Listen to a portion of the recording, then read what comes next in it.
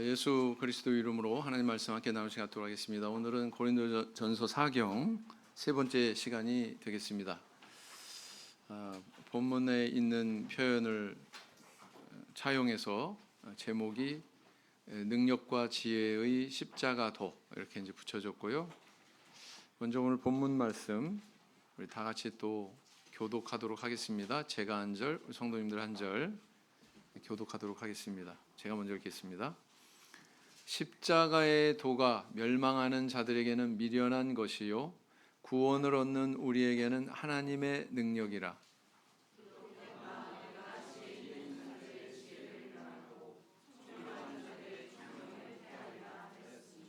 지혜 있는 자가 어디 있느뇨? 선비가 어디 있느뇨?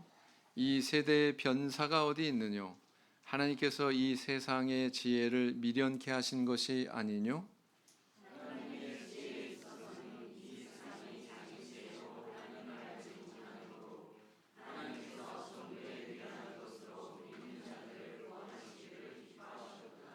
유대인은 표적을 구하고 헬라인은 지혜를 찾으나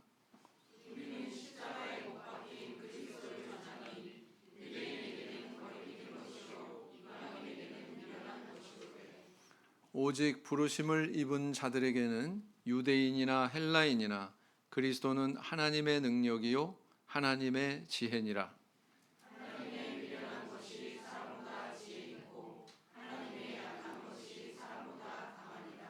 형제들아 너희를 부르심을 보라. 육체를 따라 지혜 있는 자가 많지 아니하며 능한 자가 많지 아니하며 문벌 좋은 자가 많지 아니하도다.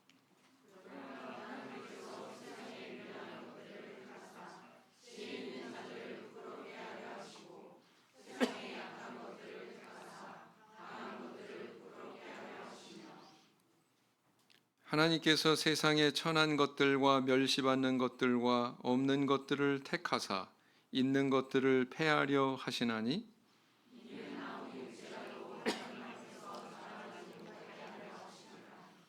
너희는 하나님으로부터 나서 그리스도 예수 안에 있고 예수는 하나님께로서 나와서 우리에게 지혜와 의로움과 거룩함과 구속함이 되셨으니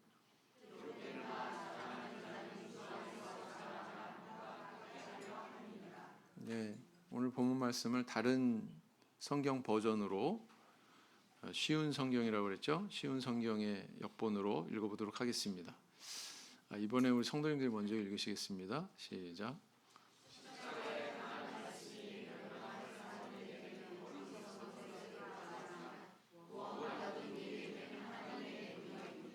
성경에 이렇게 기록되어 있습니다. 내가 지혜로운 사람들의 지혜를 멸하고 지식 있는 사람들의 지식을 물리치리라.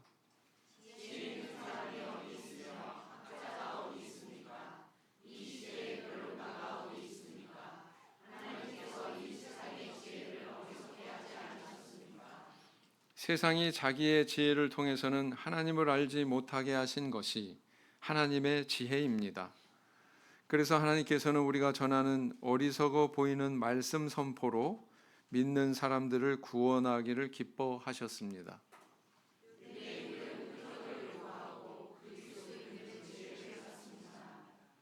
하지만 우리는 그리스도께서 십자가에 못 박히셨다고 전합니다. 이것이 유대인들에게는 걸려 넘어지게 하는 것이요 이방인들에게는 어리석은 것이지만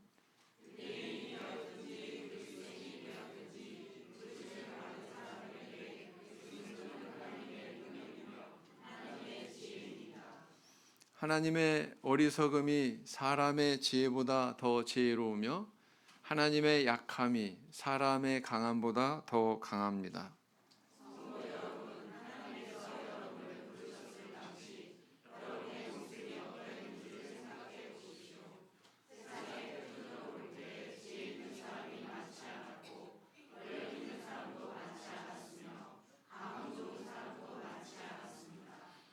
그러나 하나님께서는 지혜로운 것들을 부끄럽게 하시려고 세상의 미련한 것들을 선택하셨고 강한 것들을 부끄럽게 하시려고 세상의 약한 것들을 선택하셨습니다.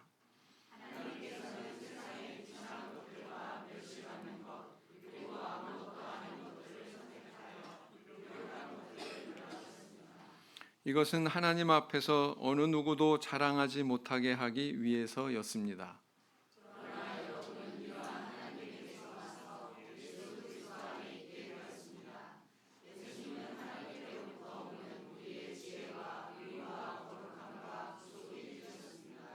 그러므로 성경에 기록되었듯이 자랑하는 자는 주님 안에서 자랑하십시오.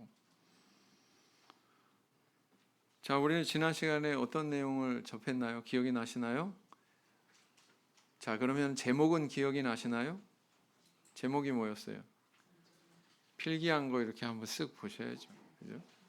온전히 합하라였죠? 제목이 그러하듯이 지난 시간에 다룬 내용은 고린도 교회가 네 사람을 추종하는 네 개의 그 분파로 나뉘어지려고 하는 그런 위기에 있었다, 이렇게 말씀을 드렸었죠. 나는 바울에게, 나는 아볼로에게, 나는 게바에게, 나는 그리스도에게, 이렇게 네 수로 나뉘어져서 교회가 각각 분열하고 분쟁하는 그런 위험의 상황에 있었다라는 것입니다. 근데 이제 오늘 본문으로 들어가면서 지난 시간과는 전혀 다른 성격의 내용을 다루는 것으로 우리는 이해를 하게 되죠. 왜냐하면 첫 구절부터 뭐라고 나와요? 왜 분열해? 뭐 이런 말로 시작 안 해요. 뭐라고 그랬어요? 십자가의 도에 대해서 이야기하죠. 십자가의 도에 대해서 이야기합니다. 그래서요, 바울 서신을 가만히 관찰해 보시면 바울 서신은 교회에 어떤 문제가 발생했기 때문에 대부분 발송이 됐거든요. 로마서 같은 건 예외입니다. 로마서는 바울 사도가 아직 로마 교회 가보지도 않았기 때문에 무슨 뭐 문제가 있기 때문에 해결하기 위해서라기보다는 순수하게 그 기독교의 어떤 구원의 교리에 대해서 설교를 하고 있죠. 그게 로마서죠. 그러나 기타 다른 서신들은 다 교회의 어떤 특별한 상황을 해결하고 해소하고자 보낸 그런 성격의 글이거든요. 그래서 그 안에는 다 교회의 상황을 담고 있다, 이렇게 볼 수가 있습니다. 근데 이제 이 그 고린도 교회, 분열하는 이 교회의 문제를 해결하기 위해서 바울 사도는 이제 포석을 놓는 거예요. 바둑에서 이 포석을 놓는다고 그러잖아요. 돌을 이렇게 듬성듬성 여기저기 놓는데 그게 아무것도 아닌 게 아니라 나중에 그게 다 영향력을 발휘하고 그런 그 힘을 발휘하듯이 바울 사도는 지금 그런 분열의 상황, 네 분파로 나뉘어지려고 하는 그런 상황에서 딱 전환하면서 신앙의 본질적인 얘기로 주목시키고 있다라는 것입니다. 근데 거기 키워드가 뭐냐면, 중심되는 단어가 뭐냐면 바로 뭐예요? 십자가의 도예요. 십자가의 도. 그런 성격의 내용이 바로 오늘의 내용이다 라는 것을 아시고 살펴보시면 좋겠습니다. 유익이 있겠습니다. 자, 십자가의 도가 멸망하는 자들과 우리에게 각각 무엇이라고 했는가? 18절에 보니까 멸망하는 자들에게는 미련한 것이고 구원을 얻는 우리에게는 하나님의 능력이다. 그러니까 하나님 안 믿는 사람들이 볼 때는 이 십자가라고 하는 것이, 그 십자가에서 예수 그리스도께서 제물이 되셔가지고 이렇게 목숨을 버려주셨다고 하는 이 일이 뭐 저런 게 다 있냐, 참 미련하다, 이런 평가를 받지만 믿는 사람들에게는 이것이 바로 하나님의 능력이다, 이렇게 받아들여지는 거죠. 전혀 다른 두 세계를 얘기하고 있습니다. 이 세상이 자기 지혜로 하나님을 알지 못하기 때문에 하나님이 선택하신 구원의 방법은 무엇인가? 그래서 21절에 보니까 뭐라고 그랬어요? 전도의 미련한 것, 이렇게 표현하고 있습니다.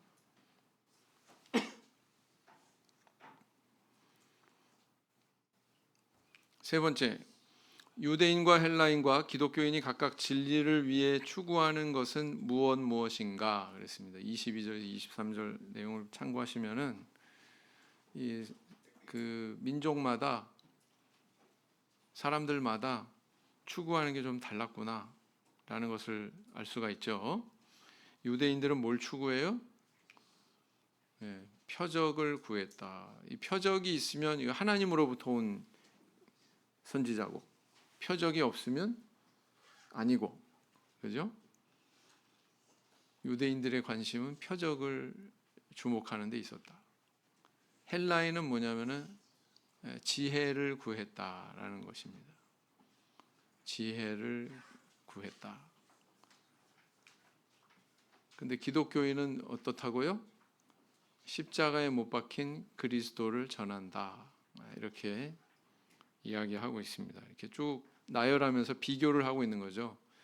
유대인은 이런 성향이 있고 헬라인은 저런 성향이 있고 기독교인은 바로 이런 성향이 있다. 이렇게 이야기하고 있습니다. 그 다음 네 번째, 부르심을 받은 유대인, 부르심을 받은 헬라인 모두에게 그리스도는 어떻게 받아들여지는가?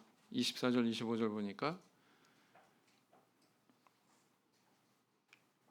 하나님의 능력이고 또 하나는 하나님의 지혜다. 이렇게 표현하고 있죠.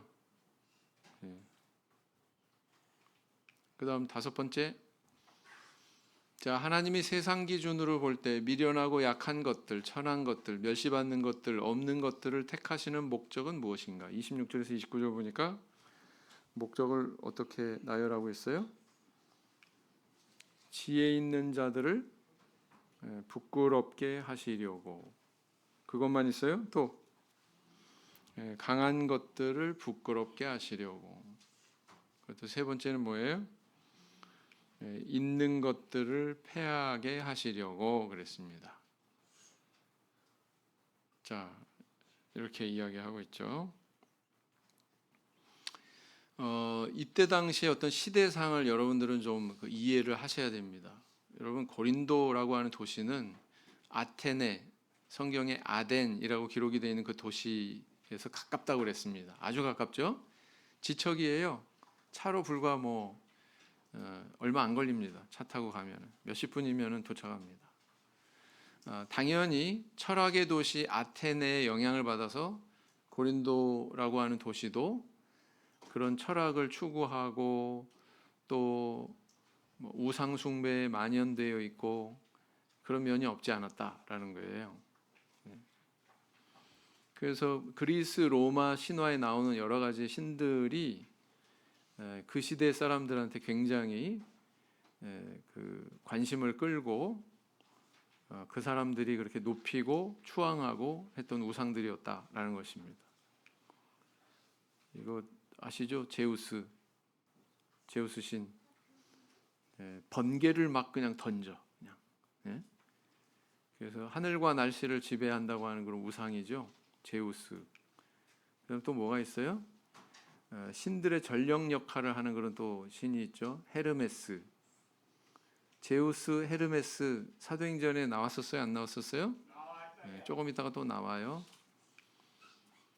그 다음에 또 사랑과 미의 여신이라고 일컫는 아프로디테. 이것은 밀로의 비너스라고 하는 작품이 있잖아요. 조각품이고 학교 미술 시간에 항상 거론되는 그런 작품이지 않습니까? 근데 이 비너스가 바로 아프로디테예요. 아프로디테 신의 다른 명칭입니다. 그 다음에 이제 우리 청년들 잘 알죠? 바다의 신 포세이돈, 이런 것도 있고, 그 다음에 태양의 신 아폴론 또는 아폴로,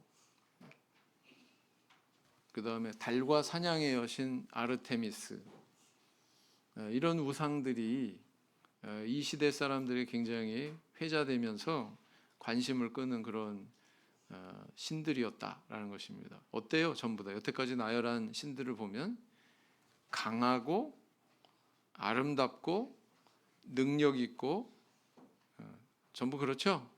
네. 근데 거기에 비해서 그 시대에 십자가에 달린 예수라고 하는 유대인 청년을 전한다? 여기에는 어떻게 받아들여졌을까요? 이게 참 쉽지 않았겠죠.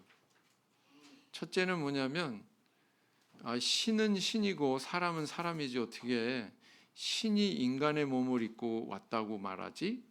여기에 대해서 이해시키기가 힘들었어요. 네. 그 시대 사람들은 신은 초월적인 존재예요. 신은 인간이 될 수가 없어요. 신은 신이고 인간은 인간이다.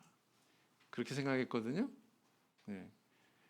그 플라톤이라고 하는 철학자의 영향을 받아가지고 딱 그렇게 이분론적인 그런 사고를 가지고 있었던 시대다.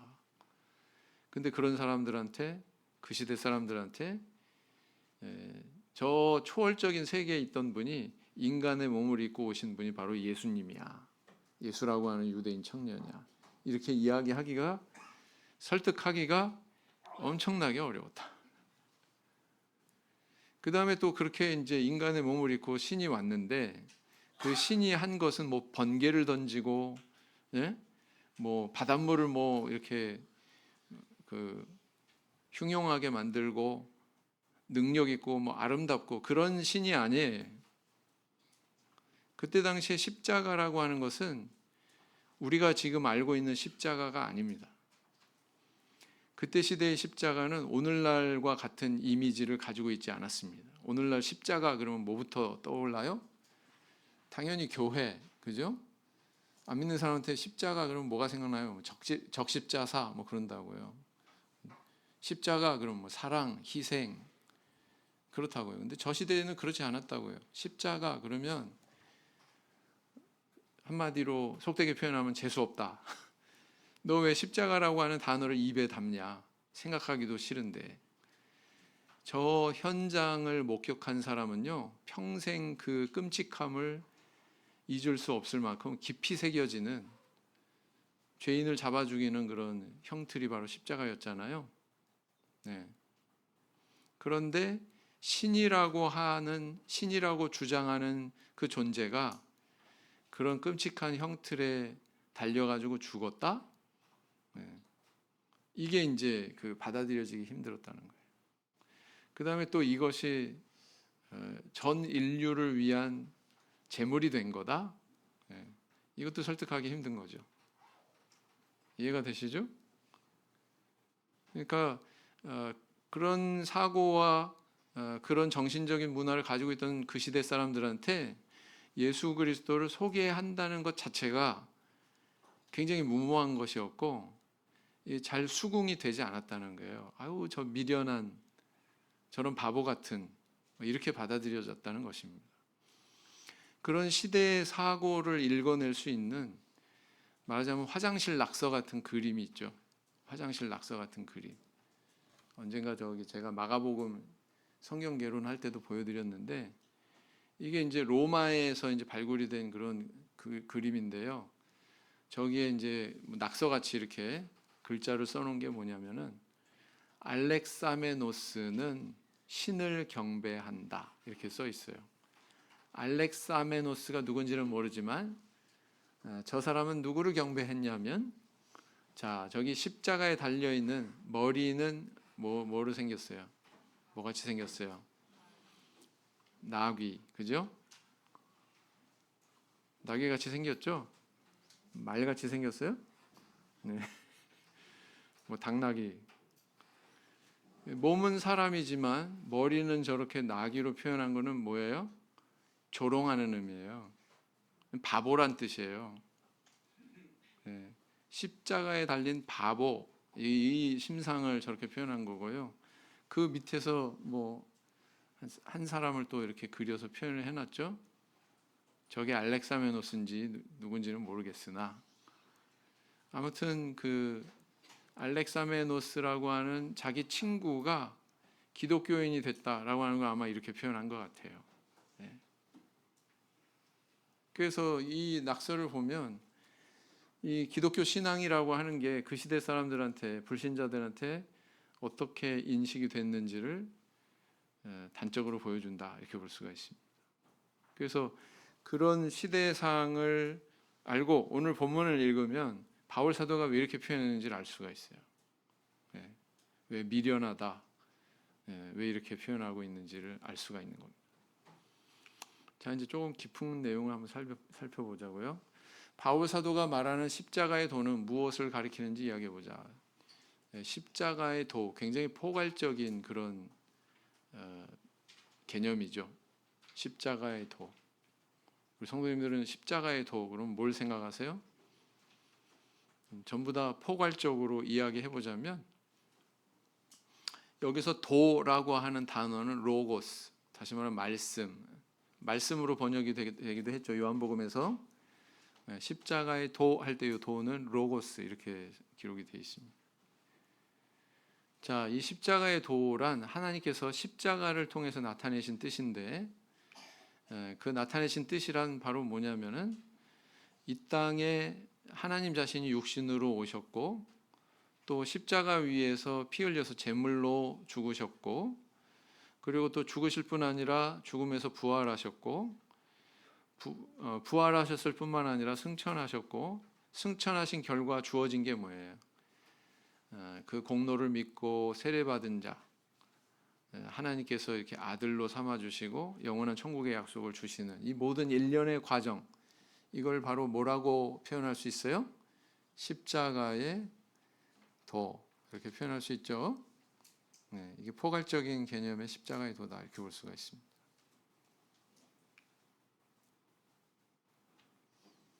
갈라디아서 1장 4절 형제반, 요한일서 4장 10절 자매반 읽겠습니다. 4절 그리스도께서 하나님 곧 우리 아버지의 뜻을 따라 이 악한 세대에서 우리를 건지시려고 우리 죄를 위하여 자기 몸을 들이셨으니 자매반 사랑은 여기 있으니 우리가 하나님을 사랑한 것이 아니요 오직 하나님이 우리를 사랑하사 우리 죄를 위하여 화목제로 그 아들을 보내셨음이니라. 형제반 6절 우리가 알거니와 우리 옛사람이 예수와 함께 십자가에 못 박힌 것은 죄의 몸이 멸하여 다시는 우리가 죄에게 종노릇하지 아니하려 함이니. 20절 그의 십자가의 피로 화평을 이루사 만물 곧 땅에 있는 것들이나 하늘에 있는 것들을 그로 말미암아 자기와 화목해 되기를 기뻐하심이라 그랬어요.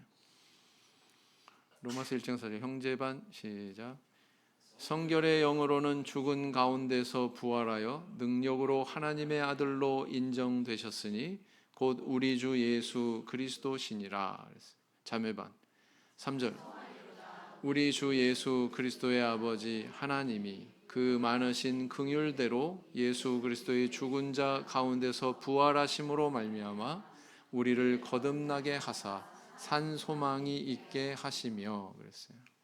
그래서 이런 모든 일련의 과정을 성경에서 이곳저곳에서 서술하고 있는데 이것을 하나로 묶어서 표현한다면 십자가의 도 이렇게 표현할 수 있겠죠.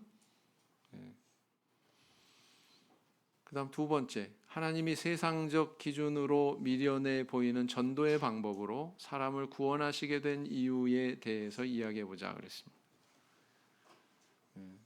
전도의 미련한 방법 이렇게 표현하고 있어요. 전도의 성격이 뭔가 한번 생각을 해봐야 되죠. 앞뒤 문맥을 보시면 어떻게 표현하고 있냐면 인간은 자기 지혜와 능력으로 하나님을 알 수 있다 없다? 그분께 다가갈 수 있다 없다? 없다. 그분께 스스로의 능력으로 스스로의 지혜로 다가갈 수 없다. 그렇기 때문에 하나님께서 먼저 육신이 되셔서 자신을 나타내 보여주셨어요. 그렇기 때문에 예수님을 우리가 알게 된 거죠. 만약에 그렇게 나타내 보여주시지 않는다면 알 수가 없다. 근데 이 전도라고 하는 이 단어를 가만 생각해 보면 전도의 방법에는 방향성이 있습니다. 전할 내용이 있고, 그죠? 그 다음 전달해야 되는 대상이 있잖아요. 전할 내용은 기원이 어디에서 비롯된 거예요? 사람의 지혜예요? 사람의 의욕이에요? 아니에요. 어디에서부터 온 거예요? 하나님으로부터 온 거예요. 다시 말하면 위에서부터 온 거예요. 그 다음에 전도의 대상은 누굽니까? 이 세상 사람들이죠. 하나님을 알지 못하는 무지한 사람들이죠. 그러니까 전도는 말하자면 중개자 역할을 하는 거예요. 중보자 역할을 하는 거예요. 받아서 전달하는 거예요. 여기 방향성이 분명히 있습니다. 방향성은 뭐냐면 아래에서 위로가 아니에요. 또 아래에서 아래도 아니고 위에서 아래로. 전도라고 하는 단어는 그래서 이 방향성을 포함하고 있습니다. 위에서 받은 계시를 타인에게 전달하는 거죠. 그래서 전도의 미련한 방법 이렇게 표현한 건 뭐예요? 세상 사람들이 볼 때는 이건 미련한 거다. 미련하게 인식이 된다. 그것을 표현하고 있습니다. 요한복음 1장 18절 형제반 18절 시작. 본래 하나님을 본 사람이 없으되 하나님 품속에 있는 독생하신 하나님이 나타내셨느니라. 자매반 9절 여호와께서 가라사대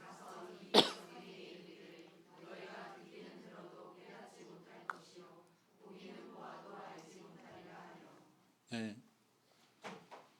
인간의 이런 한계에 대해서 성경은 계속 끊임없이 이야기를 한다고요.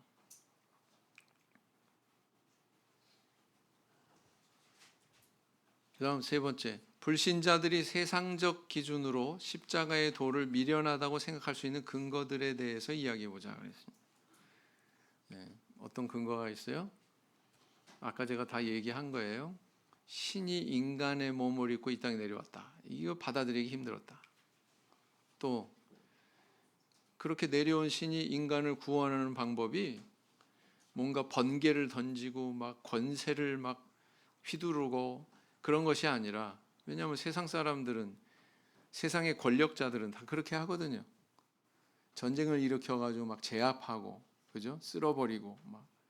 근데 그렇게 하는 게 아니라 인간을 구원하겠다고 하는 방법이 십자가에서 그냥 피 흘리고 죽어버렸다라고 하는 점. 여기에 대해서 수긍을 할 수가 없었죠. 수긍시킬 수가 없었다라는 겁니다. 그 다음에 또 그렇게 죽은 후에 다시 부활했다 이렇게 주장하고 있잖아요.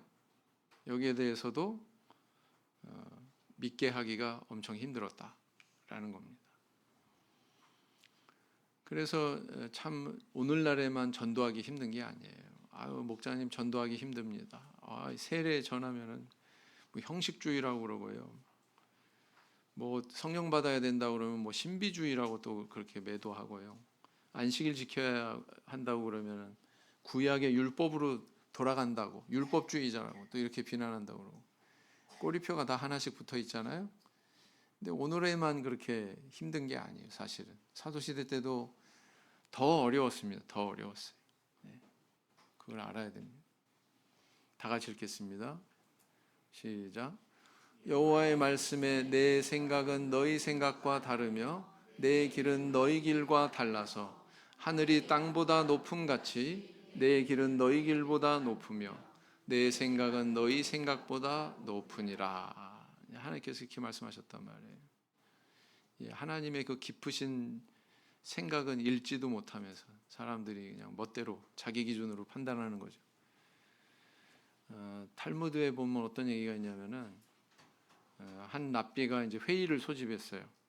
아주 중요한 회의였습니다. 그래서 명망 있는 그런 랍비들을 골라서 이렇게 초대를 했는데 다 6명의 랍비를 초대를 했습니다. 약속한 날짜에, 약속한 시간에, 약속한 장소에 여러 랍비들이 나타났어요. 수를 헤아려 보니까 6명이 아니라 7명이네. 그래서 이 랍비가 곤란해졌어요. 회의를 소집한 이 랍비는 그 모여있는 랍비들을 향해서 이렇게 말했습니다. 여러분 가운데 한 사람은 여기 초대받지 않으셨는데 오신 것 같습니다. 죄송하지만 초대받지 않으신 분은 이 자리를 떠나가 주시기 바랍니다. 이렇게 얘기를 했어요. 누가 일어나서 나갔을까요? 가장 명망 있고 존경받고 가장 총명한 랍비가 벌떡 일어나더니 나갔습니다. 탈무드에 뭐라고 설명을 하고 있어요? 이 랍비가 왜 나갔어요? 어느 누가 봐도 그 랍비는 이 회의에 참석할 사람이고, 당연히 이 자리에 있어야 되는 그런 사람이라고 모두가 다 생각했는데, 그 명망 있는 랍비가 일어나서 나갔다는 것입니다. 무슨 생각으로 나갔다고요? 탈무드에 이렇게 소개하고 있습니다. 어떤 랍비인지는 모르지만 초대받지 않은 그 한 사람이 그 자리에서 일어나서 밖으로 나가면 얼마나 상처가 되고 얼마나 마음에 심기가 불편할까. 그런 상황을 내가 그냥 감내하자라고 하는 마음으로 그 가장 존경받는 랍비가 나갔다는 것이죠. 어때요? 전혀 다른 세계 속에서 사고하고 행동하고 있지 않습니까? 그죠? 네. 겉으로 드러나는 것만으로 우리가 다 못 본단 말이죠. 자, 마태복음 11장 25절에서 26절. 예수님께서도 이런 말씀하셨어요. 자, 시작. 그때 예수께서 대답하여 가라사대 천지의 주제이신 아버지여 이것을 지혜롭고 슬기 있는 자들에게는 숨기시고 어린 아이들에게는 나타내심을 감사하나이다. 옳소이다. 이렇게 된 것이 아버지의 뜻이니이다. 예수님 당시에 예수님 쫓아다닌 사람들을 쭉 보면 뭐 아주 많이 배운 그런 율법 공부 열심히 한 그런 바리새인들이 아니었어요. 그죠? 가말리엘이라고 하는 교법사, 바울 사도의 스승이라고 일컬어지는 그런 교법사가 예수님 믿었습니까? 안 믿었습니까? 안 믿었어요. 가장 지혜롭다고 하는 그 랍비가 안 믿었습니다. 그리고 얼마나 신분이 높고 얼마나 또 재력도 있고 똑똑한 사람들이 그 시대에 얼마나 많았어요. 그런데 예수님 믿은 사람들은 그런 사람들이 아니었습니다. 예수님을 쫓은 사람들은 뭐예요? 갈릴리 호수에서 물고기 잡던 어부, 그죠? 세리 마태, 독립운동하던 독립운동가도 있죠. 보면은 어떻게 저런 사람들만 다 이렇게 예수님을 쫓고 좀 외적으로 좀 세상적인 기준으로 내세울 게 있는 사람들은 어쩜 그렇게 한결같이 다 거부했지? 오히려 핍박하지 않아요. 거절하고. 그래서 고린도전서 오늘 읽으신 본문에 보면 너희들이 처음 믿었을 때 너희들 가운데 문벌 좋은 자가 많지 않다. 뭐 이러면서 이야기하지 않습니까? 유명한 자가 많지 않다. 그러면서 이야기합니다. 어우, 참회수교는 왜 이렇게 가난해요? 왜 이렇게 내세울 게 없어요? 그런 이야기 하기 전에 사도교회가 어떠했는지를 먼저 우리는 알아야 됩니다. 자, 네 번째. 유대인들이 추구하는 바와 헬라인들이 추구하는 바를 알 수 있는 성경의 근거들을 찾아보고 현 시대 불신자들의 사고방식에 대해서 이야기해 보자 그랬습니다. 왜 자꾸 유대인들, 헬라인들 이렇게 이야기가 나올까요? 바울 사도는 왜 유대인, 헬라인 이렇게 얘기할까요? 그때 당시에 이 신앙 안에서 사람을 둘로 나눴다. 유대교인과 비유대교인 이렇게. 유대교도들 입장에서 어떻게 사람을 나눠요? 유대교도와 비유대교도. 비유대교도라 하면 이방인을 얘기하죠. 근데 이방인의 대표는 누구예요? 헬라인이에요. 헬라인은 그리스인, 히랍인, 헬라인 다 같은 뜻입니다. 그리스인, 히랍인, 헬라인 다 같은 뜻이에요. 다 같은 부류를 이렇게 달리 부르는 것입니다. 그래서 그렇게 분류를 했어요. 그러니까 바울 사도가 항상 이 둘을 언급하고 있는 것은 모든 사람을 이야기하는 겁니다. 자, 유대인들은 뭘 추구한다고요? 기적을 추구한다고 그랬죠. 그 다음에 헬라인들은 뭘 추구해요? 지혜를 추구한다고 그랬습니다.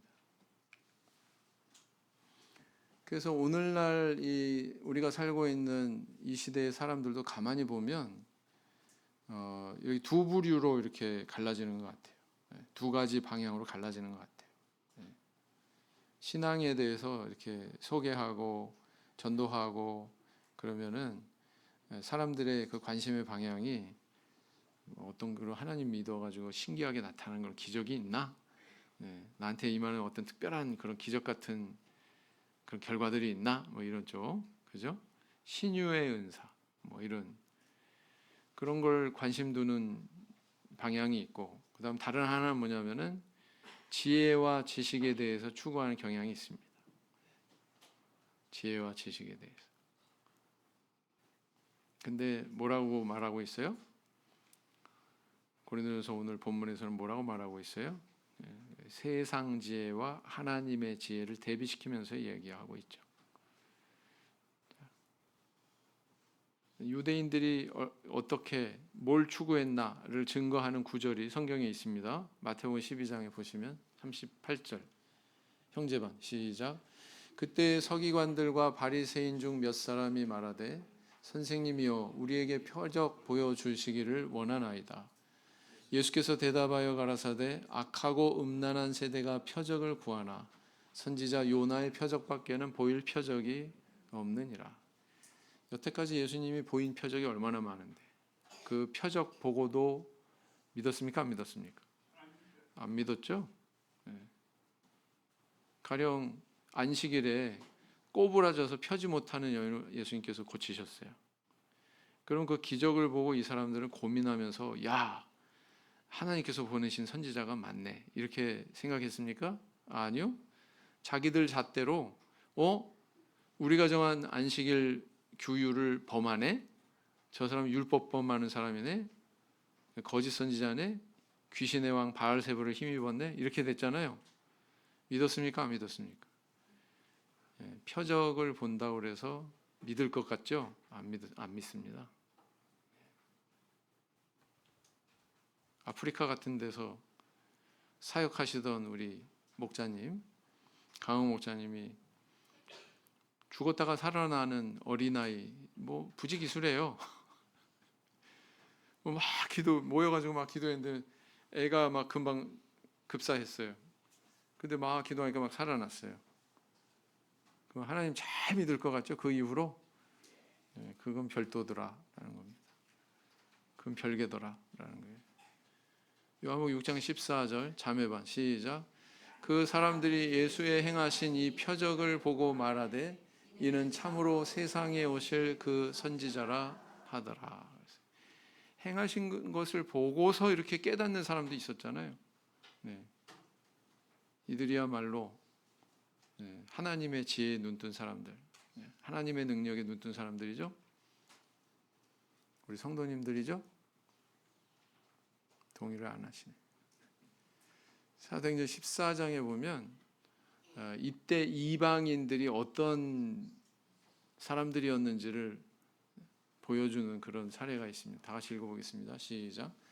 바나바는 스스라 하고 바울은 그 중에 말하는 자이므로 허메라 하더라.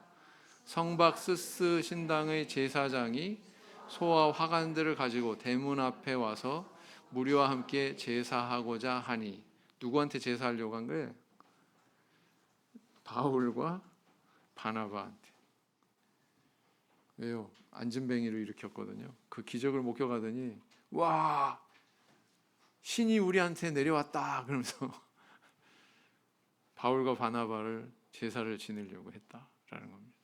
이게 이방인들의 모습이에요. 이게 그때 당시. 스스와 허메란 뭐냐? 스스는 제우스를 말합니다. 허메는 헤르메스. 아까 제가 사진으로 보여드렸죠? 제우스는 또 어떻게 또 표현이 되느냐? 유피테르, 로마어로 유피테르 그러고요. 영어로는 주피터. 그래서 그리스 신화에 나오는 주신이다. 가장 그 대장신이다. 이렇게 보시면 됩니다. 번개와 독수리가 대표적인 상징이다. 헤르메스는 뭐냐? 헤르메스는 신들의 사자, 사자가 어흥하는 사자가 아니고 전령, 예? 사신 이런 뜻이에요. 뭐 여행, 나그네, 장사, 사기, 도둑질, 지혜, 과학, 목축 관련 분야도 참 많네요, 그죠? 뭐 운동의 신, 뭐 이렇게 여겨집니다. 그래서 제우스의 비서다 이렇게 생각하시면 돼요. 예. 그러니까 어떻게 보면은 뭐예요? 그 신이라고 그러는데 좀 웃기는 게 뭐냐면은 그리스 로마 신화에 보면은 신이 불완전해요. 막 화도 내고요. 그다음에 또 막 그 문란한 그런 그 행위도 하고요. 막 그렇습니다. 사도행전 17장 18절을 보면 이때 헬라 문화에 있었던 사람들의 사고 방식을 반영하고 있는 구절이 있죠. 한번 읽어보시겠습니다. 18절. 어떤 에비구레오와 스도이고 철학자들도 바울과 쟁론할세. 혹은 이르되 이 말장이가 무슨 말을 하고자 하느뇨 하고 혹은 이르되 이방 신들을 전하는 사람인가 보다 하니 이는 바울이 예수와 또 몸의 부활 전함을 이나 미러라 그랬어요. 에비구레오, 성경에는 이 에비구레오는 에피큐러스라고 하는 그런 학파예요. 철학 학파. 그 다음에 스도이고는 뭐예요? 스토아 학파. 스토아 학파라고 하는 철학 학파를 가리키고 있는 겁니다. 그래서 이런 문화에 젖어 있었던 데가 또 고린도 도시다. 그걸 전제로 하면 어때요? 고개가 끄덕여지시죠? 왜요? 지난 시간에 나는 바울에게, 나는 게바에게, 나는 아볼로에게, 나는 그리스도에게 나뉘어질만 하네. 스스와 허메라고 제사까지 지내려고 했던 사람들인데 그렇지 않습니까? 네. 사도행전 17장 20절 21절 또 다 같이 읽겠습니다. 시작. 내가 무슨 이상한 것을 우리 귀에 들려주니 그 무슨 뜻인지 알고자 하노라 하니 모든 아덴 사람과 거기서 나그네된 외국인들이 가장 새로 되는 것을 말하고 듣는 이외에 달리는 시간을 쓰지 않음이로라. 지식을 추구하는 사람들 어떤 성향이 있냐면은 새로운 것들을 계속 추구해요. 새로운 지식. 네. 과거의 거 뭐 다시 또 이렇게 들으면은 별로 달갑지 않게 여깁니다. 식상하게 여깁니다. 에이 뭐 그 나도 알아. 뭐 다 들은 얘기네. 다 아는 얘기잖아. 뭐 이러고 새로운 것을 추구한다. 그런 사람들이었다. 자, 다섯 번째. 바울 사도가 세상적 기준의 지혜와 미련함과 신앙적 기준의 지혜와 미련함이 다르다는 것을 강조하는 이유는 이후의 내용과 어떤 상관이 있는지 이야기해 보자. 이게 중요하죠. 바울 사도가 이유도 없이 십자가의 도라고 하는 표현으로 시작해서 오늘 본문을 쭉 이렇게 나열하는 가운데 세상의 지혜, 세상의 능력, 하나님의 지혜, 하나님의 능력을 대비시키고 있는 이유는 뭘까요? 이후에 전개되는 고린도 교회가 안고 있었던 여러 가지 문제를 해결하기 위해서 포석을 하는 거다. 포석을 하는 거다. 밑그림을 그리는 거다. 고린도 교회 성도들은 세상적 지혜를 자랑했어요. 오늘 본문 마지막에 자랑하지 마라. 그죠? 자랑이란 단어가 나오잖아요. 그런 세상적 가치, 세상적 지혜 이런 걸로 사실은 문제가 발생했다. 그것을 높이고 그것을 추구하는 태도 때문에 문제가 발생했다. 반면에 그들은 하나님의 지혜가 뭔지에 대해서는 알지 못했다라는 뜻이죠. 그래서 이 바울 사도는 고린도 교회 여러 가지 발생한 문제들을 해결하는 데 있어서 이 고린도 교회 성도들의 마음속에는 십자가의 도가 없구나. 십자가의 도에 대해서 아직 잘 깨닫지 못했구나. 라고 간파를 하고 판단을 하고 이 이야기를 먼저 꺼내는 겁니다. 십자가의 도에 입각해서 생각하면 신도 간에 이렇게 송사가 일어나도 뭐예요? 시간이 많이 돼서 이거 다 못 읽고 그냥 지나가겠습니다. 바울 사도가 이렇게 얘기합니다. 차라리 속아주는 것이 낫지 아니하냐? 차라리 속는 것이 낫지 아니하냐? 이게 정확하게는. 여러분, 두 사람이 재판이 붙었어요. 둘이 교인이에요. 물질적인 것 때문에 서로 재판이 붙었어요. 둘 중에 한 사람만 양보해도 이 상황은 어때요? 해결이 돼요, 안 돼요? 해결이 돼요. 근데 둘 다 아마 팽팽했던 것 같아요.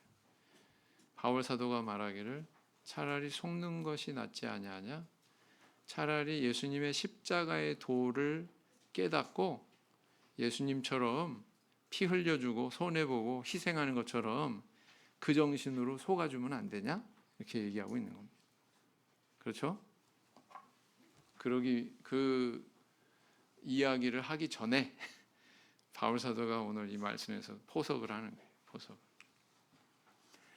자, 내게 주시는 은혜, 나는 십자가의 도에 담긴 신앙의 정신을 발견하고 실행하는 사람인가? 나는 하나님의 선택이 세상의 선택과 상반된다는 것을 깨닫는 사람인가? 나는 세상의 것으로 자랑하고 있는가? 주 안에서 자랑하고 있는가? 마지막 구절에 나와 있죠.